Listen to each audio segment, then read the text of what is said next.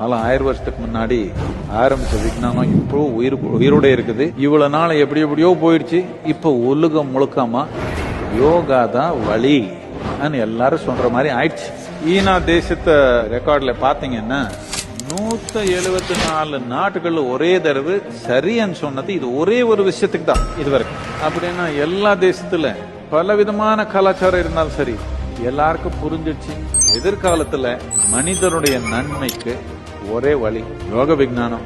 உள் நன்மைக்காக இருக்கிற ஒரு விஞ்ஞானம் என்ற ஒரு அக்செப்டன்ஸ் வந்துடுச்சு உலகத்துல. இப்போ நம்ம நாட்டுல இருந்து நமக்கு என்ன பொறுப்புன்னா ஒரு சரியான முறையில, இது ரொம்ப முக்கியமானது, சரியான முறையில விஞ்ஞானம் பூர்ணமா அதுல எதோ கசகச பண்ணிக்காம நல்ல முறையில நாம எல்லாருக்கும் சேர் மாதிரி பண்ணிக்கணும். நம்ம தலைமுறையில நாம இருக்கிறப்போ இந்த மாதிரி மனிதர் மலர் மாதிரி ஒரு சூழ்நிலை உருவாக்கணும் தானே.